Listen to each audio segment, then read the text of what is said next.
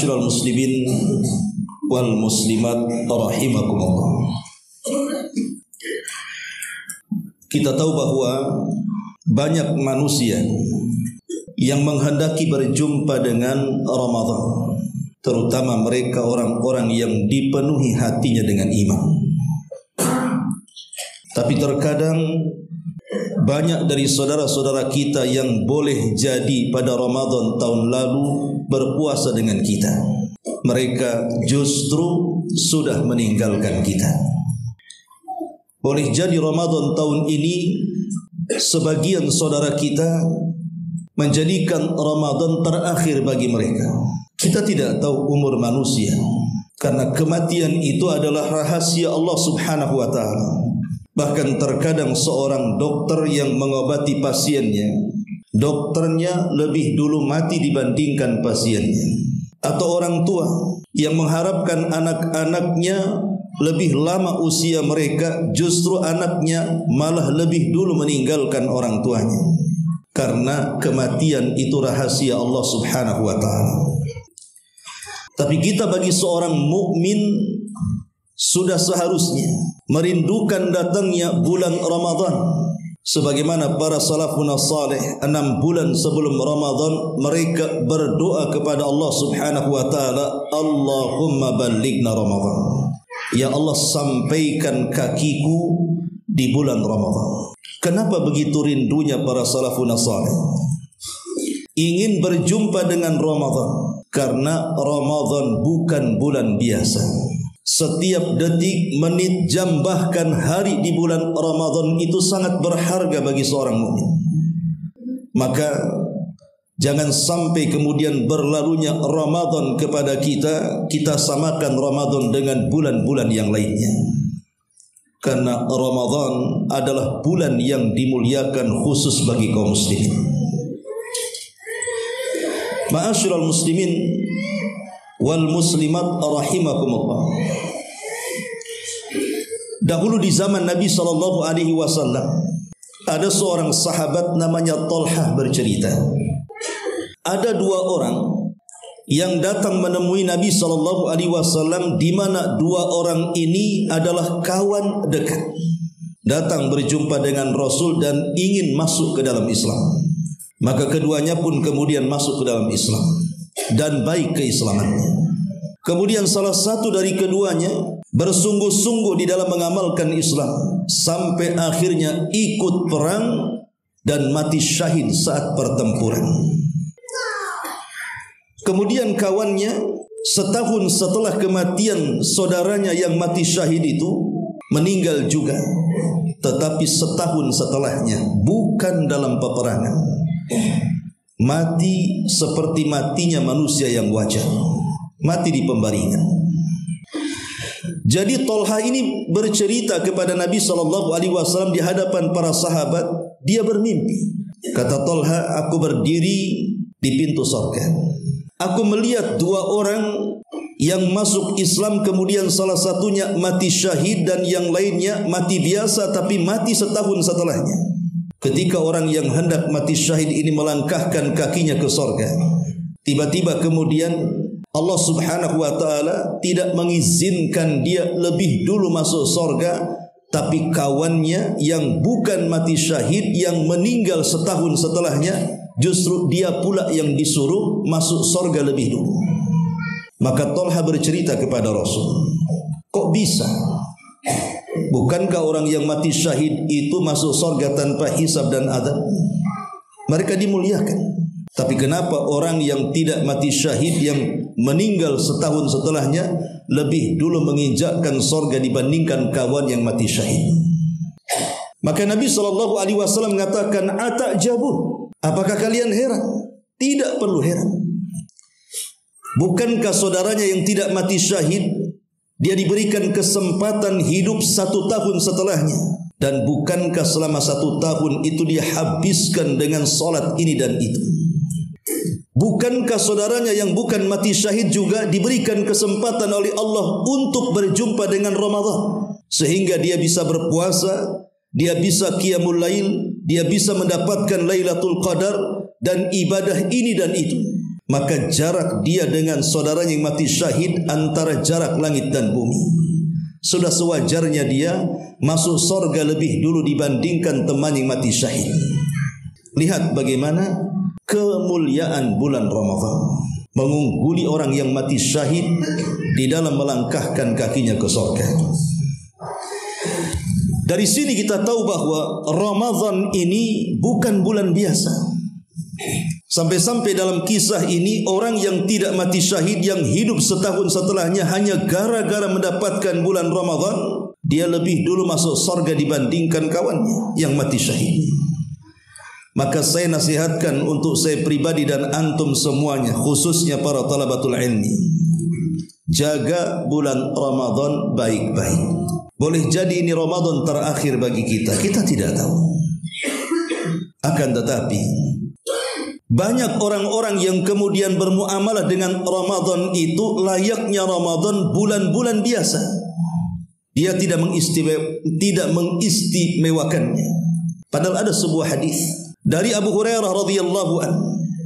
Saat Nabi SAW naik ke atas mimbar, kemudian Nabi SAW setiap kakinya naik ke mimbar pertama, Rasul mengatakan amin. Naik ke mimbar kedua, Rasul mengatakan amin. Naik ke mimbar ketiga, Rasul mengatakan amin. Kemudian Rasul berkhutbah sampai selesai. Selesai berkhutbah, sahabat yang mendengarkan aminnya Nabi SAW heran. Kemudian mengatakan, ala ma amanta ya Rasulullah. Rasul, kami mendengar amin saat kau naik ke atas mimbar itu, dan kami tidak mendengarkan doa. Maka sahabat mengatakan, apa yang kau doakan wahai Rasul sehingga engkau mengaminkan dengan keras? Maka Nabi SAW mengatakan, ataniya Jibril. Oh, tadi saat aku naik ke atas mimbar itu Jibril datang menemuiku. Kemudian Jibril meminta kepadaku untuk mengaminkan 3 doanya. Maka ku aminkan doa-doanya. Sahabat bertanya, apa doa malaikat Jibril yang kau aminkan itu wahai Rasul? Maka Nabi SAW menjelaskan salah satu doa yang diaminkan Rasul dari doa-doa malaikat Jibril, ragima anfu rajulin thumma ragima anfu rajulin thumma ragima anfu rajulin adraka Ramadan thumma salakh falam yughfar min dhunubi. Kata Nabi SAW menceritakan doanya malaikat Jibril. Jibril pun berdoa, ya Allah, semoga binasa dan celaka. Semoga binasa dan celaka. Semoga binasa dan celaka orang yang masuk bulan Ramadan, kemudian lewat Ramadan tidak ada satu pun dosa yang diampuni. Maka aku katakan amin. Jibril pun mengatakan amin. Kalaulah yang berdoa itu malaikat Jibril, yang mengaminkan Nabi SAW, yang menyaksikan para sahabat Nabi SAW, lalu doa mana lagi yang tidak akan mustajab di hadapan Allah Subhanahu wa taala? Pasti mustajab. Maka ini nasihat kepada mereka yang meninggalkan berbagai macam ibadah di bulan Ramadan. Anda didoakan malaikat Jibril dengan kecelakaan dan kebinasaan. Sangat rugi Ramadan lewat bagi kita. Tidak ada satu dosa yang diampuni, padahal Ramadan adalah syahrul maghfiratin. Bulannya orang diampuni dosa-dosanya sesuai dengan namanya. Ra, mim, dhad. Ramadan itu diambil dari 3 huruf. Ra, kemudian mim, kemudian dhad. Dalam ilmu tasrif, Ramadha yarmadhu ramadhanan. Apa artinya? Arti Ramadha yarmadu ramadhanan itu artinya Ramadha membakar, Ramadhanan pembakaran. Kenapa kemudian Ramadan itu identik dengan panas? Karena kalau sudah cerita bakar itu artinya cerita panas. Karena ketika Nabi SAW disyariatkan puasa Ramadan di zaman itu pada tahun kedua Hijriah, kebetulan berada di musim panas.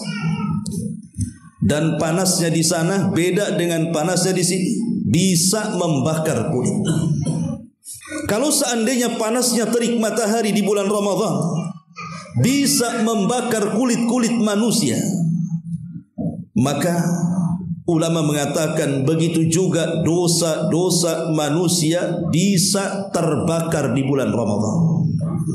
Karena Ramadan adalah pembakaran dosa.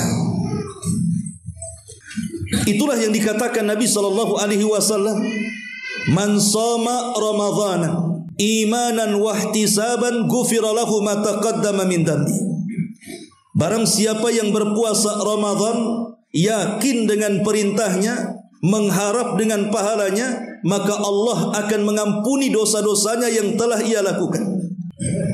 Dan juga Rasul sallallahu alaihi wasallam bersabda, "Man qama Ramadhanan imanan wa ihtisaban ghufira lahu ma taqaddama min dhanbi." Barang siapa yang qiyamul lail, melaksanakan salat tarawih, yakin akan perintahnya, mengharap akan pahalanya, maka Allah akan ampuni dosa-dosa yang telah ia lakukan. Dan Rasul juga bersabda, "Man qama lailata qadrin imanan wa ihtisaban ghufira lahu ma taqaddama min dhanbi." Barang siapa yang menghidupkan malam-malam Lailatul Qadar, yakin akan perintah dan mengharap pahalanya, Allah juga akan mengampuni dosa-dosanya. Itulah Ramadan, identik dengan ampunan dosa. Baik siangnya, dosa-dosa kita akan diampuni dengan puasa.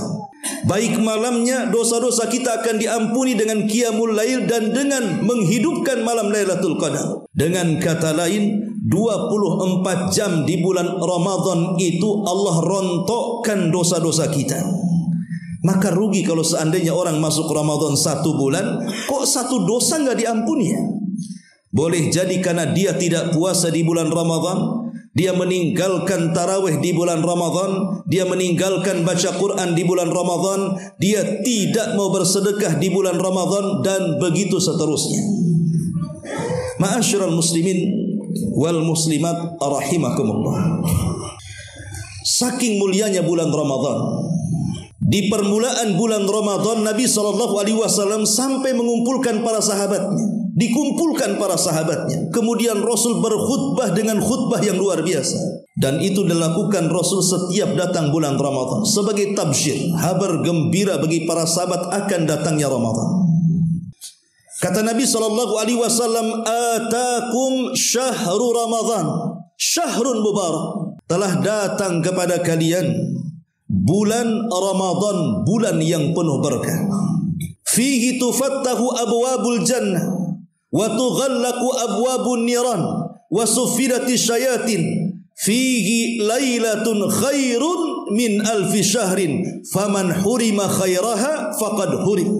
Kata Nabi SAW, di bulan Ramadan pintu-pintu sorga dibuka lebar-lebar. Di bulan Ramadan pintu-pintu neraka ditutup rapat-rapat. Dan di bulan Ramadan jin-jin dan syaitan diikat dan diborgol. Di bulan Ramadan ada satu malam yang kalau kita mendapatkannya lebih baik daripada 1000 bulan. Maka barang siapa yang diharamkan mendapatkan kebaikannya, maka selamanya dia tidak akan mendapatkan kebaikannya. Lihat bagaimana Nabi SAW menjelaskan kepada para sahabat tentang kemuliaan bulan Ramadan. Bahwa Ramadan bukan bulan biasa, tapi bulan luar biasa. Bagaimana tidak, pintu-pintu surga yang tadinya tertutup 1 bulan terbuka.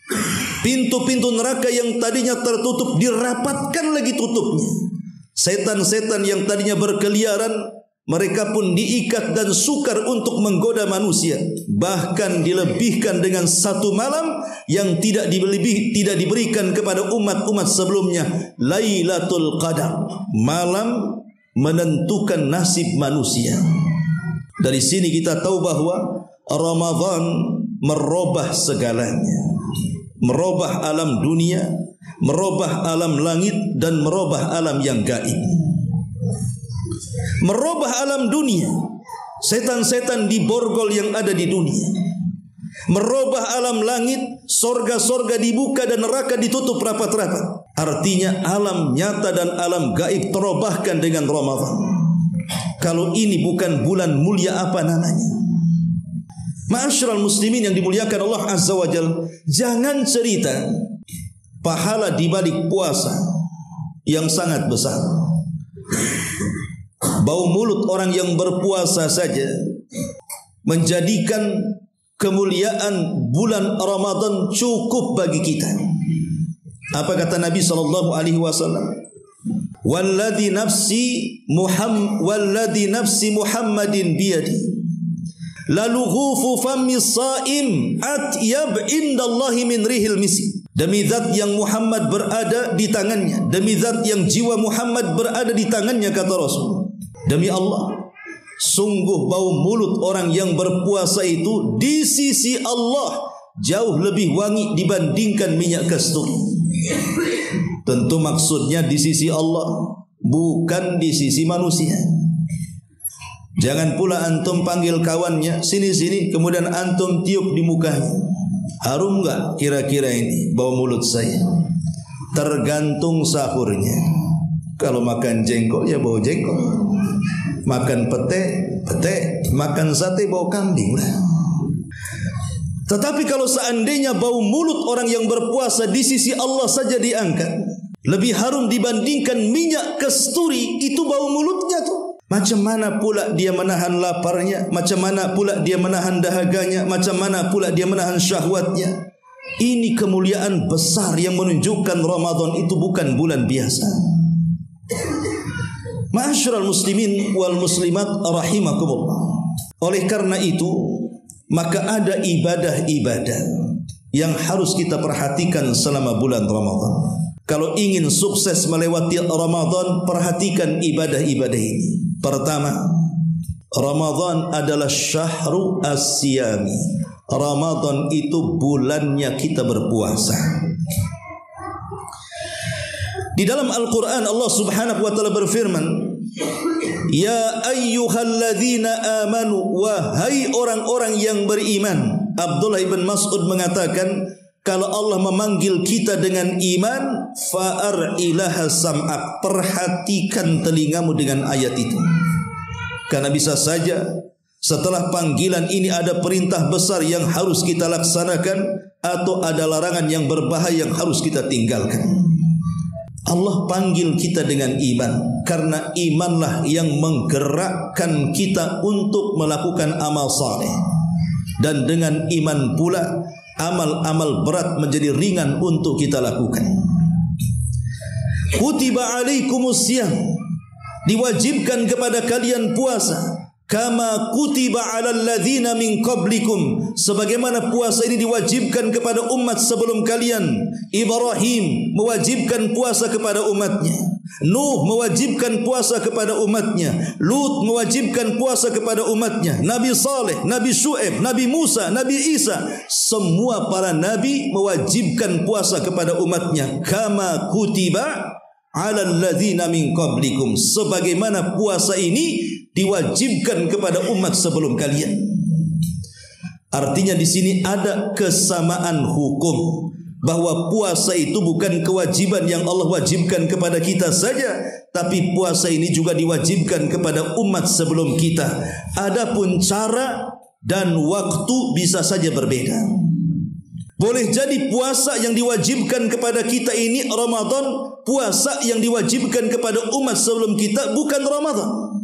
Atau caranya seperti puasa yang kita lakukan menggunakan sahur, tetapi puasa kepada umat sebelum kita tidak ada sahur. Ya, walaupun berbeda cara ataupun waktunya, tapi kewajibannya sama-sama diwajibkan. Tidak mungkin sebuah ibadah yang kewajibannya merata bukan khusus, kalau ibadah itu tidak mulia, tidak mungkin diwajibkan kepada umat sebelum kita. Saking mulianya ibadah ini sampai kewajibannya merata kepada agama-agama sebelum Islam. Menunjukkan puasa ini ibadah luar biasa, sampai diwajibkan kepada semua para nabi dan rasul. Kama kutiba alal ladzina min qablikum. Lalu apa hikmahnya? Allah tutup la'allakum tattaqun, agar kalian bertakwa. Takwa itu di mana? Kata Rasul, at-taqwa hahuna. Takwa itu di sini, maksudnya dalam hati. Maknanya sasaran ibadah puasa itu adalah hati, bukan badan. Artinya dengan puasa keimanan kita semakin meningkat. Dengan puasa rasa takut kita kepada Allah semakin meningkat. Dengan puasa rasa harap dan cinta kita kepada Allah semakin meningkat. Dengan puasa tawakal kita semakin meningkat. Dari seluruh amalan-amalan hati, maka dengan puasa itu semua meningkat, keikhlasannya juga meningkat. Dan begitu seterusnya. Karena Allah Subhanahu wa taala tidak mengatakan, wahai orang-orang yang beriman, diwajibkan kepada kalian puasa sebagaimana puasa telah diwajibkan kepada umat sebelum kalian agar kalian lapar. Tidak, Allah tidak mengatakan seperti itu. Agar kalian haus, tidak juga. Agar kalian merasakan orang-orang yang lapar dan haus dari orang-orang yang mereka kelaparan, tidak. Tapi Allah mengatakan agar kalian bertakwa. Jadi inti puasa itu ada di hati. Kalau inti puasa ada di hati, berarti puasa itu tidak mencukupkan kepada puasa raga. Sebab kalau seandainya puasa itu hanya dicukupkan kepada puasa badan saja, maka dikhawatirkan sabda Rasul sallallahu alaihi wasallam berlaku, kam atau rubba saimin laisa lahul jaza illal ju'i wal atas. Berapa banyak orang-orang yang berpuasa itu tidak mendapatkan apa-apa kecuali hanya menahan lapar dan dahaga saja. Karena puasanya hanya perutnya saja. Itu kalau sasaran puasanya hanya perut saja, ia tidak akan dapat apa-apa, atau dengan kata lain hanya meruntuhkan kewajiban, atau dengan kata lain yang penting sah saja, mau berpahala atau tidak enggak peduli jadinya. Maka sasaran puasa itu hati. Dengan puasa itu kita menjadi takwa, menjadi jauh lebih baik lagi daripada sebelum kita berpuasa. Makanya Al-Ghazali rahimahullahu ta'ala membagi puasa itu menjadi 3 tingkatan. Ada yang disebut dengan saumul awam, puasanya orang-orang awam. Ada yang disebut dengan saumul khawas, puasanya orang-orang yang khusus. Ada yang disebut dengan khawasul khawas, lebih khusus daripada orang khusus. Seperti apa puasanya orang awam itu? Puasanya orang awam itu yang penting mulai terbit fajar shadiq sampai terbenam matahari, dia tidak makan, dia tidak minum, dia tidak melakukan hubungan suami istri. Dah sampai sini saja. Dan meninggalkan pembatal-pembatalnya. Ini namanya puasa orang awam, artinya puasa kebanyakan manusia. Seperti ini puasanya. Lah puasa yang seperti ini rentan tidak dapat pahala. Puasa yang seperti ini dikhawatirkan tidak mendapatkan ganjaran dari Allah. Kenapa demikian? Karena hanya puasa perutnya saja. Sehingga puasa yang seperti ini masih rentan terjerumus kepada perbuatan dosa. Dia puasa tapi masih ghibah. Dia puasa tapi memandang yang haram. Dia puasa masih mendengarkan yang tidak boleh. Dia puasa kakinya masih dilangkahkan ke tempat-tempat haram. Ini kebanyakan orang puasa namanya. Yang kedua namanya puasa as-saumul khawas. Puasanya orang khusus. Meningkat dari puasa perut kepada puasa badan. Bukan hanya dia menahan lapar, bukan hanya dia menahan haus, bukan hanya dia menahan syahwat, tapi matanya ikut puasa, tidak memandang sepandang-pandangnya. Telinganya ikut puasa, tidak mendengar sedengar-dengarnya. Lisannya ikut puasa, tidak bicara seomong-omongnya. Termasuk tangan dan kakinya tidak bergerak dan tidak melangkah selangkah-langkahnya. Ada batasan-batasannya. Jikalau ada orang yang datang kepada kita umpamanya mengajak untuk melangkahkan kaki ke tempat haram, kita katakan afwan, saya sedang berpuasa, kaki saya sedang berpuasa. Jikalau ada orang-orang yang kemudian mengajak kita ghibah buyah di belakang, bilang ibu, saya sedang berpuasa, lisan saya juga sedang berpuasa. Titik, jangan pakai koma. Nanti kalau ghibah habis maghrib saja, bukan. Kalau seandainya kemudian adalah perkara-perkara yang tidak boleh kita dengar, yang tidak boleh kita tonton, kita katakan telinga saya sedang berpuasa, mata saya sedang berpuasa. Lah ini namanya puasa khawas. Puasanya meningkat dari perut ke badan. Dan insya Allah ini lebih baik lagi. Tetapi yang terbaik itu yang ketiga, namanya saumul khawasul khawas. lebih khusus daripada orang khawas. Apa itu? Bukan hanya puasa perutnya, bukan hanya puasa badannya, tapi hatinya ikut puasa. Itulah yang dikatakan la'allakum tattaqun, agar kalian bertakwa. Sebab kalau seandainya hatinya puasa, artinya di sini bahwa kita sedang memperbaiki hati kita dengan puasa. Kalau hati kita baik, secara otomatis raga pun akan baik. Bukan hanya raga baik, perut pun ikut baik. Karena Rasul yang mengatakan, inna fil jasadi mudghah, idza saluhat saluhal jasadu kulluh, wa idza fasadat fasadal jasadu kulluh, ala wahiyal qalbu. Ingatlah, divisi kita, di badan kita itu ada segumpal daging. Kalau dia baik maka memperbaiki semuanya, tapi kalau dia rusak maka akan merusak segalanya. Maka hatilah yang menentukan kebaikan. Maka puasa itu sasarannya hati. Insya Allah kalau dengan puasa hati kita baik, maka tingkah laku kita juga baik, dan perut kita juga menjadi baik. Jadi bukan hanya melahirkan akhlak, tapi juga melahirkan kesehatan.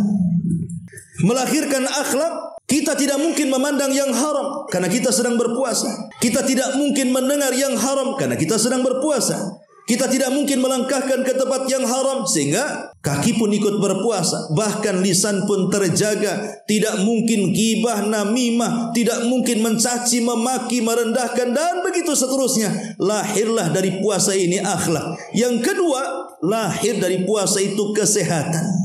Perut kita jadi sehat. Anda bisa bayangkan 11 bulan dari mulai Syawal tahun kemarin sampai Sya'ban tahun ini, berapa banyak dan macam makanan yang masuk ke perut kita ini. Mulai dari rendangnya, opornya, rawonnya, baksonya, mie ayamnya, yang dinginnya, yang panasnya, yang pahitnya, yang manisnya, yang asinnya, yang racunnya, dan begitu seterusnya. Jadi perut kita 11 bulan itu betul-betul penuh dengan kimia dan racun. Kemudian Allah sayang dengan kita supaya dibersihkan tuh perut kita itu selama 1 bulan. 1 bulan itu servis sebenarnya. Makanya kalau kita punya mobil selama 11 bulan tidak diservis, kemudian dimasukkan ke dealer servis selama sebulan, saya yakin keluar dari dealer servis itu seperti baru lagi tuh. Lah begitu juga orang puasa. Jadi 11 bulan itu macam-macam racun ada di perut kita. Kemudian selama 1 bulan dihilangkan tuh racun-racun itu. Tapi masalahnya, ada orang yang tidak menganggap bahwa Ramadan itu adalah bulannya servis perut kita. Sehingga sama saja, di luar Ramadan porsi makannya segitu, di Ramadan juga makin tambah porsinya. Kan ada tuh orang-orang yang berpuasa menggunakan sistem balas dendam. Gak apa-apa siang-siang lapar, awas nanti kalau maghrib ku makan semuanya. Kan ada yang seperti itu. Kadang-kadang saya lihat ibu-ibu khususnya ya di belakang, kalau sudah jam 5 motor itu bersih, tidak ada centelannya. Tapi kalau sudah pulang dari pasar kaget, setang kiri ada kreseknya, setang kanan ada kreseknya, di tengah tak ada kuehnya apalagi, di belakang semua makanan. Sampai di rumah dijejerkan tuh di meja sambil nunggu azan. Macam-macam kue, macam-macam makanan, macam-macam warna dan macam-macam minuman. Ketika azan saja makanan yang di meja pindah ke perut. Ini kan bahaya, ya. Tuh kalau makanan satu meja pindah ke perut, nasib baik tak meja-mejanya masuk. Ini kan masalah, ya. Itu dipastikan dia malas. Dipastikan dia ngantuk, dipastikan dia tidur. Bukan hanya tarawih lewat, maghrib, isya juga lewat tuh. Dan malas dia. Lah ini kan bahaya. Lah kalau seperti itu, apa bedanya puasa dengan tidak puasa? Tidak ada servis di dalamnya. Yang harusnya dengan puasa gula darah turun, yang harusnya dengan puasa kolesterol turun, yang harusnya dengan puasa ya badan pun ikut nyusut turun gitu ya, berat badan. Ini enggak, gula darah naik, kolesterol naik, darah tinggi naik, berat badan pun ikut naik. Makanya saya minta kepada antum dan ibu-ibu besok beli timbangan, Bu. Sebelum masuk Ramadan timbang tuh badan tuh. Kira-kira berapa beratnya? Nanti setelah selesai Ramadan timbang balik, rusak nggak timbangannya itu? Apakah badan kita nyusut atau makin ngembang? Karena Ramadan ini sebenarnya servis. Makanya saya katakan bukan hanya merubah akhlak, tetapi lebih daripada itu menghasilkan kesehatan. Memang hadis tentang sumu tasihus, puasalah kau akan sehat, itu lemah hadisnya. Secara lafaz lemah, dilemahkan banyak para ulama. Tetapi secara makna benar. Semua pakar kesehatan, dokter-dokter, ahli-ahli, pakar-pakar, mereka sepakat puasa itu membawa kesehatan. Ma'asyiral muslimin wal muslimat rahimakumullah. Ini yang pertama, berpuasa. Lebih-lebih puasa itu ditinjau dari segi pahala lebih hebat lagi. Satu-satunya ibadah yang tidak mungkin dirampas hanya puasa. Kalau kita datang menghadap Allah membawa pahala puasa, membawa pahala solat, boleh jadi pahala solat ini diambil orang. Kalau kita menghadap Allah membawa pahala haji dan zakat, boleh jadi pahala haji dan zakat ini dicuri orang. Kalau kita menghadap kepada Allah membawa pahala baca Quran, birrul walidain dan amalan-amalan ibadahnya, ada kemungkinan dirampas orang lain. Tapi puasa tidak. Bagaimana kok bisa dirampas? Nanti pada hari kiamat, saat manusia berada di padang mahsyar, kemudian melintasi titian yang disebut dengan sirat sampai ke sebuah tempat namanya Qantoroh, di depannya pintu-pintu sorga. Manusia sudah senang karena sudah melihat pintu sorga.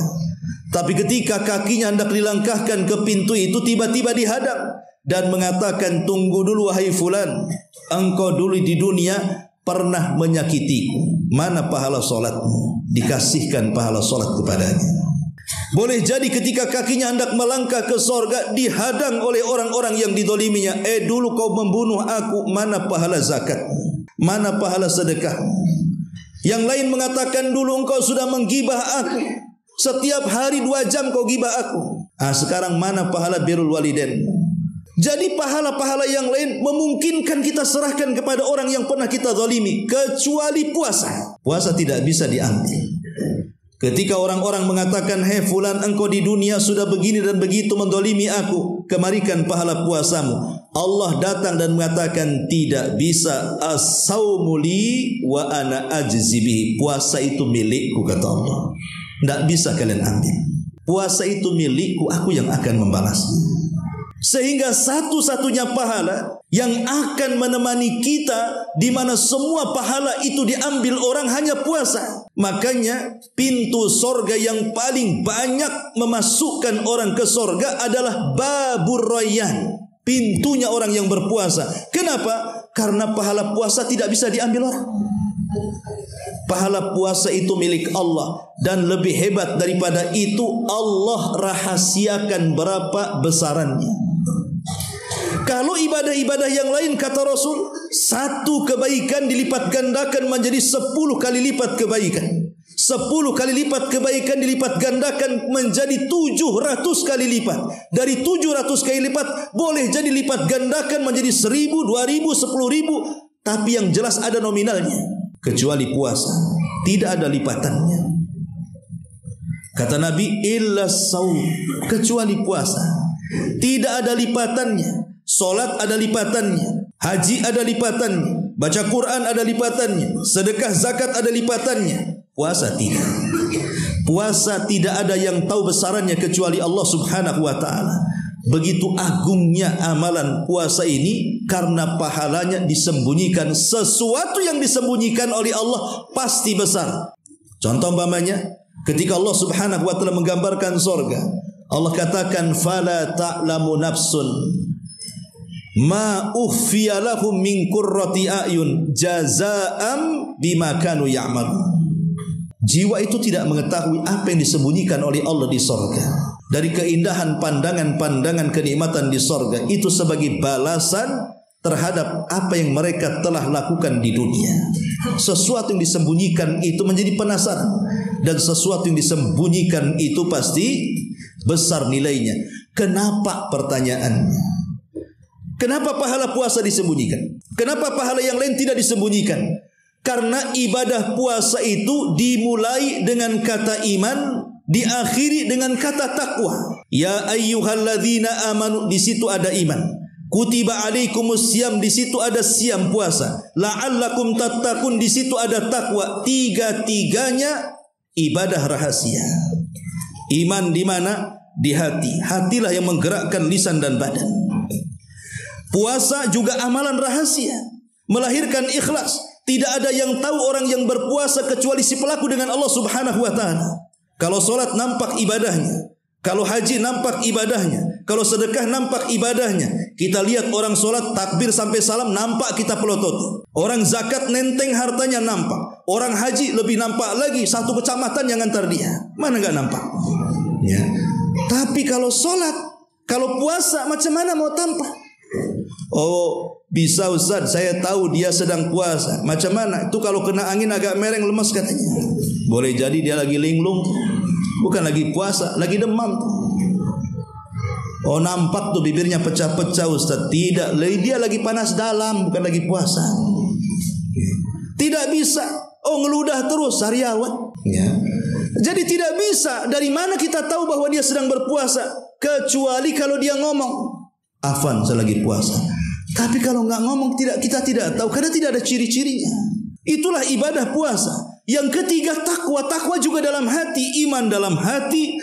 Kemudian puasa juga tidak bisa tampak karena ada keikhlasan dalam hati. Kemudian takwa juga dalam hati. Jadi semua bersifat rahasia. Iman rahasia, puasa rahasia, takwa rahasia. Maka pahalanya juga rahasia. Serba rahasia di sini. Ma'asyiral muslimin wal muslimat rahimakumullah. Itu puasa. Yang kedua, ibadah yang paling hebat di bulan Ramadan setelah puasa adalah qiyamul lail, tarawih.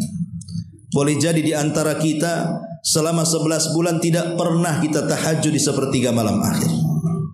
Ada orang yang malas bangun. Bangun itu ya bangun, hanya kencing tidur lagi. Itu yang paling banyak dilakukan. Boleh jadi adalah di antara kita itu yang belum pernah tahajud. Allah beri kesempatan di bulan Ramadan tahajud rame-rame, dengan menarik waktunya dari sepertiga malam akhir ke ba'da isya, supaya manusia bisa tahajud, supaya dalam catatan amalnya adalah di situ catatan tahajud dia dengan Allah. Jangan sampai kemudian kita tidak menjadi mulia dengan solat malam. Bukankah Rasul yang mengatakan syaraful mu'min qiyamuhu bil lail? Kemuliaan seorang mukmin itu karena dia qiyamul lail. Kita diberikan kesempatan untuk tarawih. Maka saya nasihatkan untuk saya pribadi dan antum, terutama para talabatul ilmi, sungguh-sungguh di dalam qiyamul lail. Sama juga ibu-ibu, makmurkan Ramadan dengan tarawih. Kalau bisa panjangkan bacaannya. Ingat Nabi SAW diceritakan oleh Hudzaifah ibnul Yaman dan juga Abdullah ibn Abbas radhiyallahu anhuma saat qiyamul lail di luar Ramadan. Ini cerita di luar Ramadan. Hudzaifah mengatakan, aku pernah solat di samping Rasul, solat malam. Tiba-tiba Rasul membaca Al-Baqarah. Aku sudah tidak tahan, kukira setelah Al-Baqarah akan ruku, nyambung ke Al-Imran. Ini sudah gemetar kaki, mengharap setelah Ali Imran Rasul ruku, nyambung ke An-Nisa. Baru setelah An-Nisa Rasul pun ruku. 3 surat berapa juz itu? Itu 1 rakaat. Kalau imam kita membaca 3 surat Al-Baqarah, Al-Imran, An-Nisa, makmumnya risen tarawih. Gimana enggak risen? 1 rakaat tumbang dia. Mungkin sujud tak bangun-bangun, disangkanya khusyuk, rupanya tidur kelamaan. Ya. Tapi begitulah Rasul SAW mengajarkan tarawih itu lama. Setelah Rasul datang para sahabat mengikuti Rasul juga. Umar memerintahkan Ubay ibn Ka'ab, memerintahkan Tamim ad-Dari solat 23 rakaat dengan bacaan yang dikurangkan dari bacaan Nabi. Setiap 1 rakaat 2 juz setengah. Sehingga para sahabat itu solat ba'da isya dan selesai hampir mendekati fajar. Itu sederhananya solat para sahabat ba'da isya sampai mendekati fajar. Kemudian setelah para sahabat lewat, datanglah para tabi'in, para tabi'ut tabi'in. Dikisahkan oleh Ibnu Hurmuz di Basra. zaman dulu, ya, mereka sholat itu ada seorang imam menghatamkan Al-Quran setiap 3 hari sekali dalam tarawihnya. Berarti satu malam 10 juz, ya kan? Kalau 3 hari selesai berarti satu malam 10 juz, besoknya 10 juz, besoknya 10 juz. Akhirnya imamnya sakit, kata beliau. Kemudian digantikan oleh imam lain, kemudian dijadikannya hataman Al-Quran itu yang tadinya 3 hari sekali menjadi 4 hari sekali. Berarti diambil seperempatnya. Kata jamaah, sungguh di sini lebih ringan dibandingkan yang kemarin. Mereka menganggap lebih ringan. Padahal sekali hatam 3-4 hari. Yang sebelumnya sekali hatam 3 hari. Ini para tabi'in, para tabi'ut tabi'in. Sampai di antara mereka itu yaqumu alal asi, memegang tongkat saking lamanya. Makanya sering saya katakan bahwa solat tarawih itu terbagi menjadi 3. Ada ala Nabi, ada ala sahabat, ada ala kita. Kalau ala Nabi sedikit rakaatnya, panjang bacaannya. Kalau ala sahabat dibalik, diperbanyak rakaatnya, disederhanakan bacaannya. Walaupun demikian ba'da isya sampai menjelang subuh itu sederhananya para sahabat. Ala kita ini sudah singkat rakaatnya, pendek bacaannya, kilat gerakannya. Apa enggak hebat? Ya, itu ala kita tuh. Makanya 7 menit 23 rakaat yang terdengar dholin dan aminnya saja. Ya, kan begitu. Nah, ini kan kalau sudah kayak gini, ini tarawih ala patukan ayam. Cari ayam yang lapar, tebar beras di hadapannya. Kayak gitu tuh sholatnya. Ini kalau 7 menit 23 rakaat yang sholat umur 70 tahun, apa habis tarawih mati dia? Coba bayangkan. Ya. Bisa encok tuh orang-orang yang muda saja sakit perut, sakit pinggang, apalagi yang tua langsung masuk rumah sakit. Ya. Ma'asyiral muslimin yang dimuliakan Allah Azza wa Jalla. Maka kalau bisa cari imam yang panjang, tumakninah dalam solat. Makanya tarawih disebut tarawih itu karena solat yang ada istirahatnya. Tarawih kan istirahat artinya. Supaya kita tidak capek. Setiap habis 2 rakaat istirahat dulu, atau setiap 4 rakaat istirahat dulu. Lihat kayak di Masjidil Haram itu, kalau pada isya sampai nanti jam 10 sholat, nanti jam 10 istirahat, imamnya pulang dulu, nanti jam 12 mulai lagi, supaya tidak bosan, ada istirahatnya. Sudah isya ya? Sudah isya? Oh, iya. Ya, pada isya lanjut ya. Jadi pada isya lanjut kajiannya, jangan pulang. Subhanallah bihamdika asyhadu an la ilaha illa anta astaghfiruka wa atubu ilaik. Allahu ta'ala alam. Assalamualaikum warahmatullahi wabarakatuh.